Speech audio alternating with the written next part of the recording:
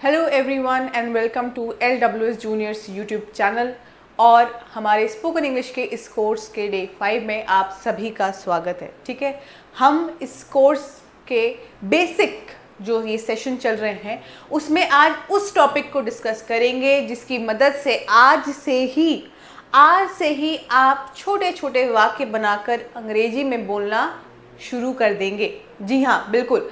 Small sentences जो आज आप बनाना सीखेंगे, फॉर्म करना सीखेंगे और जिसको आप आम बोलचाल में रोज़ाना में जब प्रयोग कर पाएंगे, जैसे फॉर एग्जांपल जो डेली कॉन्वर्सेशन हमारे होते हैं हमारे फैमिली के साथ, हमारे फ्रेंड्स के साथ, ठीक है, हमारे कलीग्स के साथ भी इवन, तो कहीं ना कहीं आप इसकी यूज़फुलनेस वहाँ पर ज़रूर देखेंगे। ठीक है, तो आज इस टॉपिक को हम पढ़ने जा रहे हैं वो है डेमोन्स्ट्रेटिव प्रोनाउंस। देखिए, शुरुआत का जो वो बेसिक का जो हमारा फर्स्ट सेकंड जो वो डे था, हमने जब वहाँ पर प्रोनाउन पढ़ा था तो हमने केवल प्रोनाउन आई, माई, मी, इस तरह की चीज़ें, we, they, it, he, she, him, her, इस तरह से कुछ चीज़ें चल रही थी। वो क्या थे? वो थे पर्सनल प्रोनाउंस। अभी आपने प्रोनाउन पढ़े नहीं हैं तो आप घबराएं नहीं, आने वाले जो हमारे इंटरमीडिएट लेवल होंगे, ठीक है, क्योंकि मैंने ये सोचा है कि बिल्कुल हमने यहाँ पे ज़ीरो से हीरो तो बनना है। स्पोकन इंग्लिश के कोर्स में हमने बेसिक से शुरू तो करना है, लेकिन पूरा जो कोर्स होता है वो बेसिक थोड़ी होता है। बेसिक से थोड़ा आगे तो जाओगे, गाड़ी फर्स्ट गियर से सेकेंड गियर में तो आगे बढ़ाओगे ना, और सेकेंड से फिर थर्ड फोर्थ में भी तो आगे चलना तो पड़ेगा ही, तभी तो सीखोगे। ठीक है, तो इस 30 डेज़ के इस कोर्स में मैंने ये प्लान किया है कि आप लोगों को डे 10 तक अच्छे से जितने भी बेसिक्स होते हैं बिल्कुल ज़ीरो से उसको शुरू किया जाएगा। फिर जब हम इंटरमीडिएट लेवल पे आएंगे वहाँ पर मैं आपको वहाँ पर एक एक करके ये जो पार्ट्स ऑफ स्पीच है, चाहे वो संज्ञा हो, विशेषण हो, ठीक है, सर्वनाम हो, ठीक है, उनको हम किस तरीके से यूज़ करते हैं। देखो, हमने पढ़ा आगे इसी बेसिक के सीक्वेंस में हमने पार्ट्स ऑफ स्पीच को पढ़ना तो है, लेकिन इंट्रोडक्टरी लेवल पर। ठीक है, तो इंटरमीडिएट जो हमारा लेवल होगा, आप ये समझिए, उस इंटरमीडिएट लेवल पे हमें आगे बढ़ना ही है और वहाँ पर हम इन चीज़ों को एक एडवांस लेवल पर भी लेकर जाएंगे जो हम डे 21 से शुरू करेंगे। ठीक है, तो इसीलिए बने रहना है 30 दिनों तक इस कोर्स में आपको, और LWS जूनियर्स के इस YouTube चैनल को ज़रूर सब्सक्राइब करना है, बेल आइकन पे ज़रूर प्रेस करना है। आपको हर दिन जब ये क्लास अपलोड होती रहेगी आपको तुरंत अपडेट्स मिलते रहेंगे और आप क्लास को तुरंत एक्सेस कर पाएंगे। ठीक है, बिकॉज लर्निंग में टाइम लगता है। यहाँ जब तक मैं आपके साथ हूँ, मैं आपको समझाते चल रही हूँ, आप चीज़ों को समझते जाएंगे, लेकिन जैसे ही क्लास ख़त्म, काम ख़त्म हो जाता है। तो इसीलिए ध्यान रखिएगा, learning takes time, so you have to be patient. आप लोगों को धैर्यता से काम लेना ही पड़ेगा। चलिए, बहुत बातें हो गई यहाँ वहाँ की, तो डेमोन्स्ट्रेटिव प्रोनाउन के बारे में बता देती हूँ। डेमोन्स्ट्रेटिव प्रोनाउन कैसे यूज़ होंगे, क्या यूज़ होंगे, लेकिन उससे पहले हम बात कर लेते हैं हमारे LWS जूनियर्स के इस YouTube चैनल और LWS जूनियर्स का जो गूगल प्ले स्टोर में हमने ऐप तैयार किया हुआ है उसके बारे में। YouTube चैनल के बारे में बताऊं तो हमारे डाइवर्स जो ऑडियंस है, हमारे जो डाइवर्स व्यूअर्स हैं, हमने उनके लिए अलग अलग तरह के जो हम वीडियोज़ हैं हम वो अपलोड करते रहते हैं। स्पोकन इंग्लिश का जो ये कोर्स है स्पेसिफिकली ये उन लोगों के लिए है जो डेली लाइफ में बहुत स्ट्रगल करते हैं कि वो कैसे जो है अंग्रेज़ी को बोल पाएँ। 3 तरह के मैंने बताए थे लोग, वो जो ना अंग्रेज़ी बोल सकते हैं, ना अंग्रेज़ी पढ़ सकते हैं, वो जो अंग्रेज़ी पढ़ तो सकते हैं लेकिन बोल नहीं सकते, और वो जो अंग्रेज़ी पढ़ भी सकते हैं, बोल भी सकते हैं, फ्लुएंसी में प्रॉब्लम आती है। इन तीनों तरह के हमारे जो लर्नर्स यहाँ पर मौजूद है उनके लिए कोर्स बनाया गया। लेकिन यहाँ पर जो मेरे अपने जो स्टूडेंट्स हैं, हमारे LWS जूनियर्स के वो जो जूनियर डिफेंस एस्पिरेंट्स हैं, मैं उनके हिसाब से बात करूँ, उनका क्या भाई, उनके लिए भी ये कोर्स बनाया गया है। इंटरव्यू राउंड में उनको स्पोकन इंग्लिश ज़रूरी होती है। उसके अलावा अगर बच्चा जब मिलिट्री स्कूल में भी जाएगा या आगे चलकर ऑफिसर बनेगा, एकेडमीज ज्वाइन करेगा, वहाँ पर भी उसको ज़रूरत पड़ेगी। तो अगर अभी से उसका बेस मजबूत होगा तो वो आगे चलकर बेहतरीन परफॉर्मेंस अपनी रखेगा ही। ठीक है, तो LWS जूनियर्स का जो ये ऐप है जो गूगल प्ले स्टोर में अवेलेबल है, ये उन्हीं बच्चों के लिए है। ये सैनिक स्कूल RMS RIMC, ये जो एस्पिरेंट्स हैं उनके लिए है, उनकी तैयारी करवाने के लिए, रिटन की स्पेसिफिकली तैयारी करवाने के लिए है। Recorded lectures, doubt sessions, mock and PYQ test papers along with their solution videos, and in those solution videos all of our team members, यानी कि हमारे जो टीचर्स वहाँ पे मौजूद है, हम टीचर्स की जो टीम है वहाँ पे, we make sure that कि हम यहाँ पे सिंपली उनको आंसर देकर ना भेज दे। ठीक है, हम वहाँ पे एक्सप्लेनेशन भी देते हैं, उसके साथ साथ कुछ सप्लीमेंट्री फैक्ट्स तो बिल्कुल बताते ही हैं। फाइन, चलिए अब आ जाए अपने कोर्स पर वापस। हम कहाँ पर हैं? हम हैं day 5 of a spoken English course. बिल्कुल बेसिक से सीखेंगे और बेसिक से सीख कर ही देखिएगा कि हम कितना बेहतरीन परफॉर्मेंस देते हैं, क्योंकि ये जो कोर्स है मैंने इस तरीके से इसकी डिज़ाइनिंग रखी है कि भाई कोई भी आम इंसान, किसी भी वर्ग का, किसी भी उम्र का हो, आराम से सीख जाएगा। आप हिंदी मीडियम से पढ़ते हुए आए अब तक, कोई प्रॉब्लम नहीं है, सीख जाएंगे। आप इंग्लिश मीडियम में ज़रूर थे लेकिन अंग्रेजी कभी आपने इस्तेमाल नहीं की, आप बड़े इंट्रोवर्ट रहे, हमेशा से बात नहीं करते थे इस डर से कि कहीं मैं पकड़ा ना जाऊँ। कोई बात नहीं, हर एक इंसान के लिए ये कोर्स बनाया गया है। मैं कह रही हूँ अगर हमारे कोई दादा दादी भी अंग्रेजी बोलना सीखना चाहते हैं ना, वो भी सीख जाएंगे। ये ऐसा कोर्स है, ठीक है, लेकिन 30 दिन तक तो बने रहना पड़ेगा। चलिए तो सबसे पहले शुरू कर देते हैं। यहाँ पर किससे शुरू करेंगे भाई? शुरू कर देंगे हम यहाँ पे इसकी डेफिनेशन से। भाई पता तो हो ये है क्या, अब पता ही नहीं है कि ये है क्या तो क्या करोगे? तो डेफिनेशन क्या है? डेमोन्स्ट्रेटिव जो आपके प्रोनाउन होते हैं। अच्छा, प्रोनाउन, भैया प्रोनाउन ना पता हो तो फिर तो हो गया काम खत्म। जब प्रोनाउन ही नहीं पता होगा तो कहाँ से डेमोन्स्ट्रेटिव प्रोनाउन पता होगा? तो सुना होगा आप लोगों ने सर्वनाम, संज्ञा, सर्वनाम, क्रिया, विशेषण, ये सब सुने होंगे आपने, उम्मीद है। सर्वनाम क्या है? देखिए जैसे फॉर एग्जाम्पल मैं बात कर रही हूँ राम की। Ram is a good boy, he study, sorry, Ram is a good boy, Ram studies very well, Ram plays badminton every day, Ram is an obedient student, Ram respects elder, Ram Ram Ram Ram और पूरा राम राम ही चलता रहा। Now it doesn't sound appropriate, सही नहीं लगता है। बार बार आप वो नाम बोलते जा रहे हो, बार बार नाम सुनते सुनते क्या होता है, आपको लगता है कि यहाँ पर कुछ क्या है, घिसी पिटी सी चीज़ चल रही है।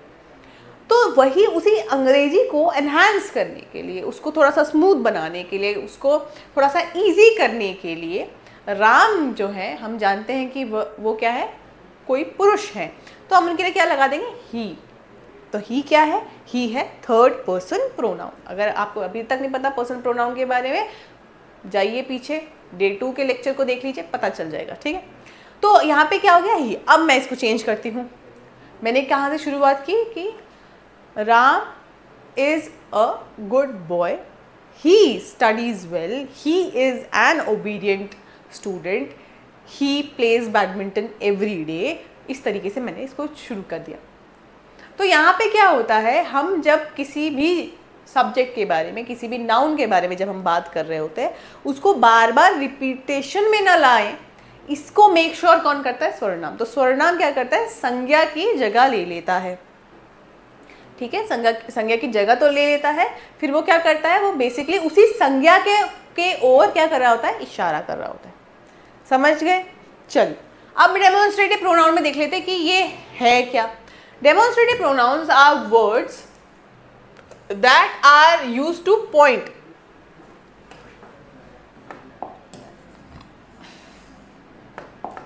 Demonstrative pronouns are words that used to point to specific people, specific things or specific ideas. Specific व्यक्ति विशेष, specific people का ना particular विशेष रूप से तुमसे बात की जा रही है, स्पेसिफिक पर्सन की तरफ तुमने इशारा दिया।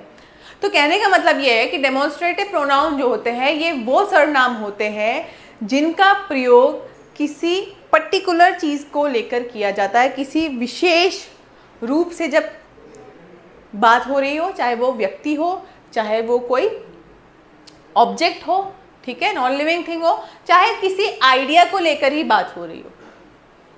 सिंपल है।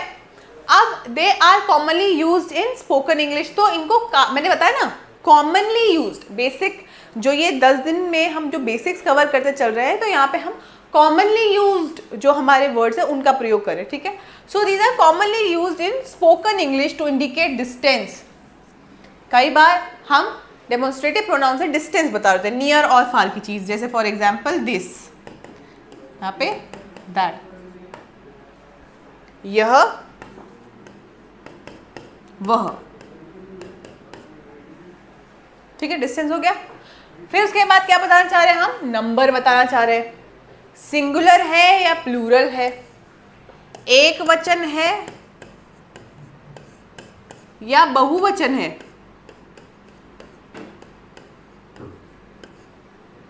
ठीक है, एक वचन है या बहुवचन है। जैसे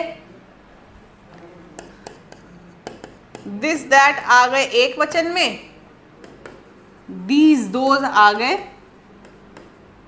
प्लूरल में, बहुवचन, ठीक है, एक वचन में आ गए दिस दैट और बहुवचन में आ गए दीज दोज। अब पढ़ोगे इसके बारे में, यही इन्हीं डेमोन्स्ट्रेटिव प्रोनाउन के बारे में चर्चा होगी आज, इन्हीं डेमोन्स्ट्रेटिव प्रोनाउन के बारे में ही सीखना है। और एक बार सीखने के बाद फिर बोलना अपने आप आएगा। शर्त लगा लीजिए, आज से ही छोटे छोटे कॉन्वर्सेशन करना तो शुरू है, निश्चित है, घबराए नहीं। और जब प्रैक्टिस के जो छोटे मोटे क्वेश्चंस दूंगी ना, बस काफ़ी है भाई, फिर वहीं से आम दिनचर्या में बोले जाने वाली, आम भाषा में बोले जाने वाली चीज़ों को समझ जाएंगे। तो यहाँ पर इसके एग्जाम्पल पर तो मैं आऊँगी ही, ठीक है, एग्जाम्पल पर तो हमें आना ही है, लेकिन उससे पहले ज़रा हम इसको समझ लेते हैं एक बार, इसमें क्या क्या चीज़ें इंक्लूड होनी है उसको समझ लेंगे, फिर ही उसके बाद हम आगे बढ़ेंगे, क्योंकि उससे पहले आगे बढ़ने का कोई मतलब बनेगा नहीं। चलिए पेन का कलर थोड़ा चेंज कर दिया जाए, क्यों, थोड़ा सा आप लोगों को भी इंटरेस्ट आएगा, कलरफुल चीज़ों में ज़्यादा अट्रैक्ट होते हैं हम, है ना, ठीक है। की डेमोन्स्ट्रेटिव प्रोनाउंस इन इंग्लिश, चलो भाई अंग्रेजी के वो मुख्य रूप से जो डेमोन्स्ट्रेटिव प्रोनाउंस होते हैं उनके बारे में बात हो रही है। जैसा मैंने आपको लिख के भी बताया था, दिस दैट दीज दोज, ठीक है, दिस दैट दीज दोज। चलिए ठीक है, दिस और दैट ये दोनों क्या है, क्या बात हुई थी, सिंगुलर है। तो भाई सिंगुलर है तो किसके बारे में, किसको रेफर करते हैं, they refer to one thing. Is it clear? Fine. And then if I say these those, ये दोनों क्या थे भाई, इनको तो हम दूसरे कलर से रंग देंगे भाई, थोड़ा सा फर्क बताना है, क्योंकि these those ये क्या है, प्लूरल, तो ये किसकी तरफ इशारा कर रहे हैं, many things के बारे में, एक से ज़्यादा चीज़ों के बारे में, है ना। एक वचन बहुवचन बता चुकी हूँ, तो अब सिंगुलर प्लूरल बोलना सीख जाओ। अब बहुत हो गया कि हमें तो आता नहीं है, हम तो हिंदी में, नहीं भाई एक बार बोला ना, बताया सिंगुलर क्या है, एक वचन, प्लूरल क्या है, बहुवचन, अब सीखो, अब सीखो। आने वाले क्लास में क्या आने वाला है, मोडाल्स आने वाले हैं, समझ जाओगे कि मैं जो बोल रही हूँ उसको अंग्रेजी में कैसे ट्रांसलेट करना है। You must learn now, must, you should नहीं कह रही हूँ, यू मस्ट, अब समय आ गया है, बहुत हो गया, ठीक है। चलिए, तो आपने देख लिया यहाँ पे कि दिस दैट्स रेफर करते किसी एक चीज़ को लेकर, और दीज दोज रेफर करते हैं एक से ज़्यादा चीज़ों को लेकर, ठीक है। तो वही हमारी बात हो गई कि ये क्या हो गए, सिंगुलर सिंगुलर, दिस दैट, और दीज दोज प्लूरल, हो गई बात खत्म। चलिए ठीक है, अब आ जाते हैं ज़रा डिस्टेंस को लेकर बात कर लो भाई। अब यहाँ पे पेन का कलर चेंज नहीं कर पाऊंगी। नियर, दिस जो है, अगर डिस्टेंस के एस्पेक्ट से बात करोगे तो वो नियर बाई चीज़ों को इशारा करता है। लाइकवाइज दीज जो है, लाइकवाइज कौन है, दीज जो है वो भी नियर या क्लोज बाय चीज़ों को इशारा करता है, दीज। यानी कि दिस का, इससे मुझे क्या मिला अर्थ, दिस अगर सिंगुलर है तो उसका प्लूरल क्या हुआ, दीज, ठीक है। तो दीज भी डिस्टेंस के हिसाब से बात करें तो नियर बाय चीज़ों की तरफ इशारा करते हैं। चलिए ठीक है, अब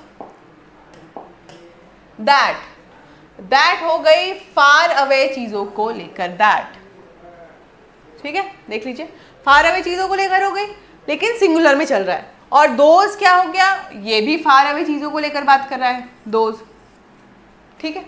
अब दोज भी अगर फार अवे चीजों को लेकर बात कर रहा है तो मेरा सिंगुलर हो गया दैट और प्लूरल हो गया दोज। समझ रहे हैं अर्थ कैसे निकालते हैं, देख लीजिए, हमने एक रिलेशनशिप यहाँ पे स्टैब्लिश कर ली है और यही है वास्तव में। तो आप देख सकते हैं यहाँ पे कि दिस दैट सिंगुलर के लिए यूज किए जाएंगे। सिंगुलर अगर हमें किसी नाउन को सब्स्टिट्यूट करना होगा, उसके जगह पे प्रयोग करना होगा। लेकिन इन दोनों का जब डिस्टेंस को लेकर, मेरा मतलब दिस इज अ बुक मेरे सामने, चलो दिस इज अ पेन मेरे बिल्कुल मेरे हाथ पे, तो पास है ना मेरे, दिस इज अ पेन।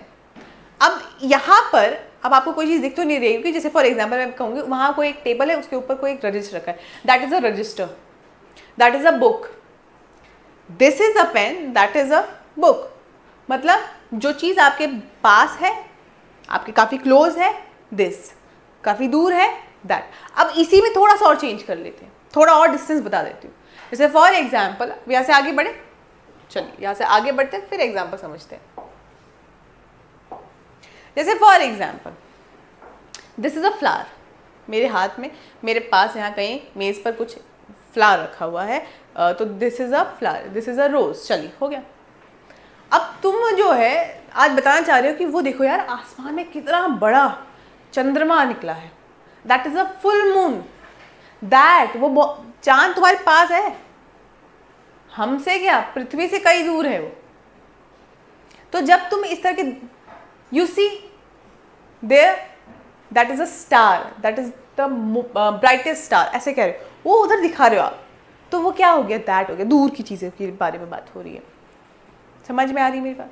लेकिन पास में मेरे बगल में तो मैंने क्या बोलूँगी, this is a chair, this is यहाँ बिल्कुल मेरे आसपास में है, तो दिस यूज कर दे, ठीक है। चलिए अब हम क्या करते हैं, जब मैं बात करती हूँ दोज या दीज की, दीज अगेन पास की चीज़ों के लिए बात होगी, ठीक है, एक से ज़्यादा। अब मेरे पास these are my pen, these are my books, ठीक है, यहाँ पे मेरे पास पड़े, अब यहाँ पे मैंने यहाँ पे जो है मान लेते 5-6 किताबें रख दी हैं। अब मैं सामने वाले को बता, दीज आर माई बुक्स, एक से ज़्यादा किताबें हैं दीज, लेकिन पास में। अब जब दूर है, मान लेते कहीं पे कोई उसका खजूर का कोई पेड़ लगा हुआ, वो ऊपर कहीं पे कुछ खजूर आपको दिख रहे हैं। अब एक तो होंगे नहीं, बहुत सारे होंगे। लाइकवाइज कोकोनट, जो नारियल का जो पेड़ होता है, उसको देख के भी आप बोल सकते हैं ऐसा, ठीक है, अरे वो देखो कितने सारे नारियल रखे हैं, लुक देयर, लुक देयर बोला, उधर देखो। फिर आगे क्या बोलने वाले हो आप, those are coconuts, those are coconuts hanging on the tree, tree पे देखो वो जो लटके हुए इतने सारे दिख रहे हैं, वो सब क्या है, नारियल है, ठीक है। चलिए तो इतना तो समझ गए। अब इतना तो समझना ही पड़ेगा, इतना भी नहीं समझोगे तो फिर कैसी बात बनेगी, फिर अंग्रेजी में कैसे मास्टर करोगे, अंग्रेजी को, अंग्रेजी बोलने में मास्टरी तो करनी पड़ेगी ना। कौन कह रहा है आपसे मास्टर्स करो अंग्रेजी में, सीखना है बस बोलना, 30 दिन बस लगातार हमारे साथ बने रहो, बस सीख जाओगे। यूं सीखोगे कि लोग तुमसे पूछेंगे भाई इतने जल्दी कैसे बोलना सीख गए, ठीक है। चलिए अब आ जाते हैं यहाँ पे यूजिंग दिस। अब हम एक एक जो वो 4 जो डेमोन्स्ट्रेटिव प्रोनाउन है, दिस, दैट, दीज, दोज, तो अभी हम किसके बारे में बात करें, दिस के बारे में। इन चारों के बारे में बारी बारी आते हैं और एक एक करके पढ़ेंगे। चलिए तो इनके कुछ एग्जाम्पल्स देख लेते हैं। मैंने समझा तो दिया दिस यूज होगा किसके लिए, अच्छा यहाँ पे लिखा ही हुआ है मैंने, ठीक है, तो इसको हम यहीं से समझ लेते हैं। दिस किस चीज के लिए यूज होगा, सिंगुलर ऑब्जेक्ट, पर्सन जो भी है, तो सिंगुलर नाउन के लिए यूज होगा, और वो जो भी नाउन है उसका डिस्टेंस क्या होना चाहिए, नियर बाय होना चाहिए, पास होना चाहिए,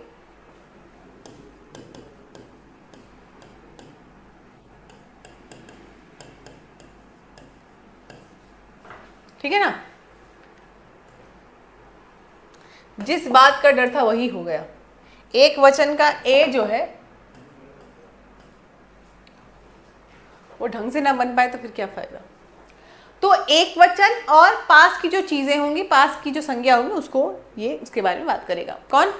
ये दिस नाम का Swarnam. This is my pen, this is delicious. कोई खाना खा रहे हो, अब खाना तुम्हारे मुंह पे है, अब इससे पास कहाँ होगा भाई? This is delicious. This feels nice, कोई भावना है, तुम्हारे मन में है वो भावना ना, जो फीलिंग है वो तुम्हारे अंदर है, तुम्हारे दिल में है। कैसे बताना चाह रहे हो? दिस फील्स नाइस, ये बहुत अच्छा लग रहा है, ठीक है। अब कोई चीज़ को तुम जब महसूस करते हो, तुम्हारे पास सेंसरी ऑर्गन है। सेंसरी ऑर्गन समझते हैं? आँख, नाक, जीभ, आपकी स्किन हो गए, आपके कान हो गए। अब तो ये क्या है? Sensory organs. आपके जो इन्वायरमेंट में कोई चीज़ हो, जैसे ही वो उनके कांटेक्ट में आते हैं, कुछ सेंस होता है हमें। सेंस का मतलब कुछ आभास होता है हमें, तो वो पास में आना ज़रूरी है, उस चीज़ का कांटेक्ट में आना ज़रूरी है। मतलब मुझे गर्मी लग रही है, क्यों लग रही है? कि मेरी त्वचा में जो वातावरण में जिस तरह की आप कह सकते हो तापमान, जिस तरह का तापमान है वो मुझे महसूस हो रहा है। मेरी स्किन उससे क्या हो रही है? गर्म फील करे, कभी ठंडा फील करे, जो भी तापमान है। समझ लीजिए इस चीज़ को, ठीक है। So this feels nice. अब इसमें एक बड़ी इंटरेस्टिंग बात कह रहा है। वो क्या कह रहा है भाई? बड़ी इंटरेस्टिंग बात। Used when something is in your hand or nearby, मतलब तुम्हारे हाथ में कोई चीज़ हो तो तुम इसे यूज़ कर लो।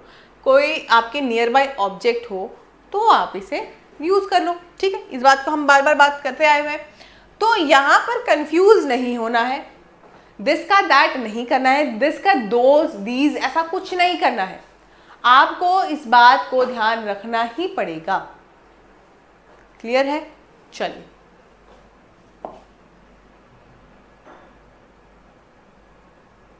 दिस कर लिया भाई, दैट भी तो करो, ठीक है। दिस कर लिया, दैट भी तो करो। तो दैट करोगे तो दैट क्या है भाई? ये भी एक वचन है, प्रयोग तो इसका भी एक वचन संज्ञा के लिए होगा, लेकिन वो होंगी चीजें दूर, फार, डिस्टेंट। एक और वर्ड यूज कर सकते हैं हम इसके लिए, डिस्टेंट, ठीक है। शब्द सीख लिया, एक सीख लो, इसी तरीके से सीख पाओगे। That is your book. देखो क्या लगा, देखो मैं आपको एक चीज बताती हूं।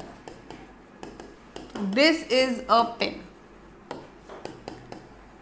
That is a book.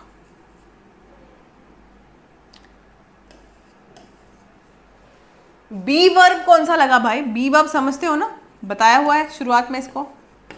Is, am, are present tense के हिसाब से, वॉज वर्ब पास्ट टेंस के हिसाब से, विल, शैल फ्यूचर के हिसाब से, डू, डज, डिड।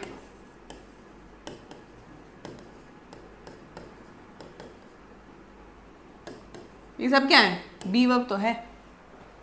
तो क्योंकि वो सिंगुलर है तो उनके बाद जो वर्ब लगेगा, जो हेल्पिंग वर्ब लगेगा, जिससे टेंस का, जिससे काल का हमें आभास होगा, पता चलेगा, वो उसी हिसाब से लगेगा। मैंने आपको पहले बताया हुआ है, subject plus verb plus object बनाता है एक सेंटेंस। लेकिन ये नहीं, दिस आर माई पेन। अरे क्या बोल रहे हो? दिस तो सिंगुलर के लिए यूज होता है, आर कहां से आ जाएगा? दैट वर माई बुक्स, भाई दैट सिंगुलर के लिए यूज होता है, दैट वॉज माई बुक। अगर कहना ही है उसको वर के साथ तो दोज वर माई बुक्स। समझ आए? समझ जाएंगे, ठीक है। तो अब इसी को थोड़ा सा सफाई की जाए, सफाई अभियान। हमें भी आती है सफाई अभियान भाई। So this is your book on the table, that was amazing. This is delicious, that was amazing. क्या हो गया भाई ऐसा? This is delicious, something you eat. कोई चीज तुमने खाई, मैंने क्या बोला? तुम्हारे सेंसेस में आया, टच हुआ तुम्हारे सेंसेस को, ठीक है, बहुत क्लोज। वहीं पे दैट वॉज अमेजिंग, क्या बोलना चाह रही हूँ मैं? कहीं ना कहीं मैं यहाँ पर, जैसे हमारे कोई मूवी देख के आए और अब मैं कह रही हूँ that was an amazing movie. समझ है? वह क्या है? वह और दिस क्या है, यह है। प्रयोग इसी तरीके से समझो। अब हिंदी मीडियम वाले हैं तो उनको मुझे ऐसे ही समझाना पड़ेगा, है ना। हमारी जो ऑडियंस है यहाँ पर वो कैसी है, वाइड रेंज की है, वैरायटी बहुत है यहाँ पे। भारत में वैरायटी की कमी है क्या? भारत में किसी चीज़ की वैरायटी की कमी नहीं, ना चीज़ों की वैरायटी की कमी है, ना लोगों की वैरायटी की कमी है।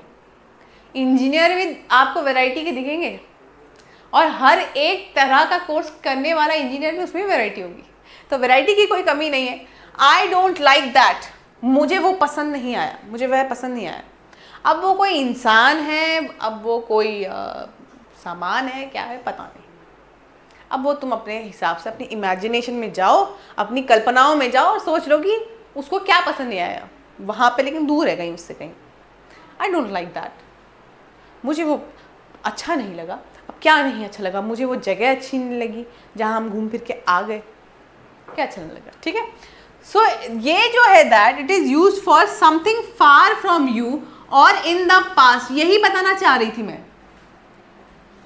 दैट का प्रयोग हम पास्ट की चीज़ों के लिए भी कर लेते हैं, और दिस का यूज़ हम प्रेजेंट की चीज़ों के लिए करते हैं मोस्टली। अब फिर पता चले आफत हो जाएगी भाई मेरी तो यहाँ पे पास्ट जो है, तो इसीलिए जैसे मैंने कहा ना दैट वाज अमेजिंग, तो हम कोई मूवी देख के आए और देख के आ गए, पास्ट हो गया वो।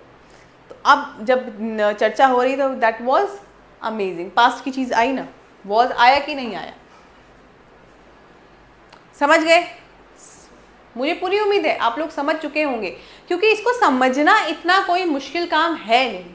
जितना मुश्किल, जितना बड़ा हुआ इस मार्केट में, ठीक है, स्पोकन इंग्लिश के लिए जितना बड़ा हुआ मार्केट में बनाया हुआ है, वैसा कुछ है नहीं स्पोकन इंग्लिश, ठीक है।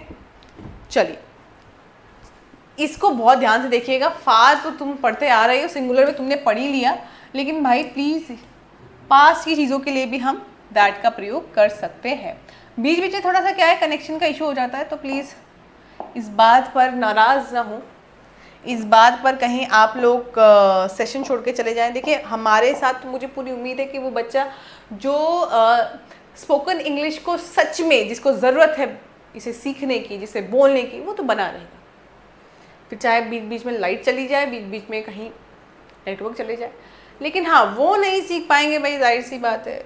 जिनको ज़रूरत नहीं है, जो यहाँ पर मनोरंजन के लिए आए हैं, जिन्होंने सोचा चलो भाई देखते हैं क्या है यहाँ, स्पोकन इंग्लिश की क्लास चल रही है, कैसी क्लास चल रही है, थोड़ा हम आंकलन करके आए। तो आंकलन करने वाले तो जाहिर सी बात है ना, या तो क्रिटिसाइज़ करेंगे, मोस्ट लाइकली यही होता है कि क्रिटिसाइज़ करेंगे, या फिर वो अप्रिशिएट कर देंगे। अप्रिशिएट करने वाले थोड़े कम लोग बचे हैं, ठीक है। चलिए कोई बात। तो अब हम बात करते हैं दीज की। दीज क्या होता है भाई, प्लूरल, बहुवचन में यूज होगा नाउन की जगह पर, और यहाँ पे दीज है तो क्या है, पास की चीज़ों के लिए, पास की संज्ञाओं की बात होगी, ठीक है। गलत तो नहीं बोल दिया, चेक कर लीजिए। अब देखो नोट्स क्या है, मैं आपको एक चीज़ बताती हूँ। कई बार बच्चे हमसे ये कहते हैं मैम आप इसके PDF क्यों नहीं अपलोड करते, आप इसको हमें जो है नोट्स बना के क्यों नहीं देते। तो मतलब एक छोटा बच्चा है, उसको जो किया जाता है ना, उसकी जो मतलब आप देखिए स्पून फीडिंग कहते हैं अंग्रेजी में, इस चीज़ एक मुहावरा है कि मतलब बिल्कुल ही खाना तक भी वो खुद से ना खा पाए, उसके मुंह में एक एक निवाला डालना पड़ता है। ऐसा नहीं करना है।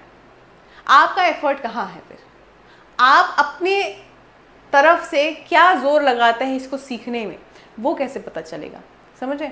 तो वो पता तभी चलेगा जब तुम मेहनत करोगे। तो मेहनत कुछ नहीं करनी है भाई, जो तुम्हें यहाँ वीडियो में दिख रहा है पॉज करो, लिखते भी रहो। मतलब स्पीड बढ़ा के अगर वीडियो को देख रहे हो तो नहीं लिख पाओगे, जाहिर सी बात है, ठीक है। चलो तो एग्जाम्पल देखें, दीज आर, लग गया ना आर, प्लूरल में आर ही लगेगा, तो दीज आर माई शूज। भाई शूज की बात हो रही है, शूज हमेशा पेयर में होता है, एक जूता नहीं पहनते हो, आपके जूते के क्या होते हैं, पेयर होते हैं, तो आप उसमें प्लूरल का सेंस ही रखते हैं। These cookies are fresh, cookies, cookie भी होता है देखो, शूज़ तो चलो उसी में रहेगा, इसका सिंगुलर प्लूरल ऐसा सच नहीं होता क्योंकि पेयर में एग्जिस्ट करता है। इसके बारे में पढ़ोगे जब नाउन के टाइप्स और इस तरह के एक एक शब्दों को जब सुनोगे जानोगे। हाँ, एक काम मैं ज़रूर करूँगी आप लोगों के लिए, जब हमारा ये जो बेसिक वाला जो लेवल है, इंटरमीडिएट लेवल पे जब हम आ जाएंगे, मैं आप लोगों के लिए पूरी जो वोकैब है नाउन की, ठीक है, प्रोनाउन की, जो चीज़ें आपको पता हों, हाँ उसके लिए हम नोट ज़रूर आपको दे सकते हैं, ठीक है, वो ज़रूरी है वो, क्योंकि उसका एक्सेस वही कर पाएगा, मतलब कि उस तरह उस लेवल पे वही इंसान जा पाएगा जिसको बहुत इन डेप्थ पता होगा, नॉलेज होगा। तो उतना अभी 30 दिन में उस लेवल की नॉलेज तो नहीं हो पाएगी, इतनी नॉलेज ज़रूर होगी कि आप लोग अंग्रेजी बोलना सीख लें, ठीक है, सिंपल है। तो यहाँ पे कुकी है सिंगुलर है और कुकीज़ है जो प्लूरल है, ठीक है। अब I like these flowers, bouquet होगा ना कोई बुके, तो बुके में रख दिए फ्लावर्स, ठीक है, एक से ज़्यादा फ्लावर्स वहाँ पे रख दिए। अब next, for more than one thing, yes, इसको क्यों यूज़ करते हैं दीज को? It is use for more than one thing and near to you, आपके पास की कोई चीज़ हो और बहुवचन में हो कोई चीज़। चलो भाई, दोस्त प्लूरल में आएगा, बहुवचन, ठीक है भाई, अरे ये बहु नहीं है भाई,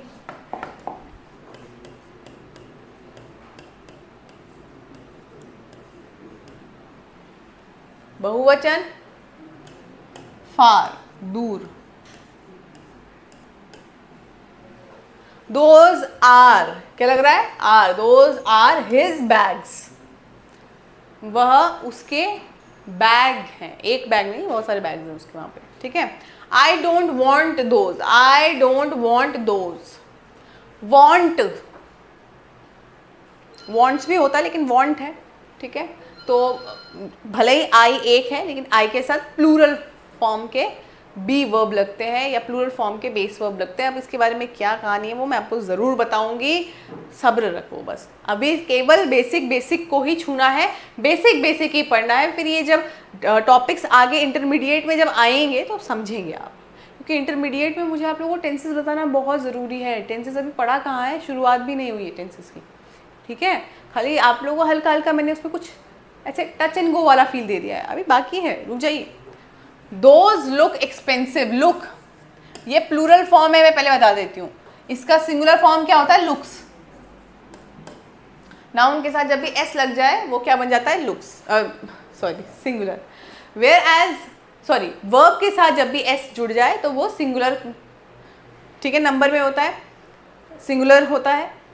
वेयर एज जब नाउन के साथ एस, ई एस, इस तरह के जो भी प्लूरल फॉर्म तब बनते हैं, ठीक है, थोड़ा ध्यान रखिएगा जो मैंने अभी आपसे कहा। तो यहाँ पे दोज का प्रयोग कैसे होगा? For more than one thing, ये तो हमें पता ही है भाई, और फार फ्रॉम यू ऑब्जेक्ट के लिए, ठीक है। यहाँ पे पास्ट का ऐसा कोई खेल नहीं है जो दैट के साथ था, ठीक है। पास्ट तो आप किसी के साथ भी यूज कर सकते हैं, बट ठीक है। अब स्पोकन इंग्लिश के लिए डेली कॉन्वर्सेशन में आप इन डेमोन्स्ट्रेटिव प्रोनाउन को कैसे यूज कर सकते हैं, एग्जाम्पल दे रहे हैं, सिचुएशन के साथ आपको एग्जाम्पल दे रहे हैं, बड़ा इंटरेस्टिंग है। ये रहे आपके सिचुएशन, परिस्थिति में उदाहरण कैसे प्रयोग करेंगे। In a restaurant, this is really tasty. आप किसी रेस्टोरेंट में जाते हैं, रेस्टोरेंट में आप जाके कुछ खाना मंगवाते हैं और खाना खाया और बस मज़ा ही आ गया। तो रेस्टोरेंट में गए, आपने क्या कहा? This is really tasty. कौन सा मार्क है भाई ये?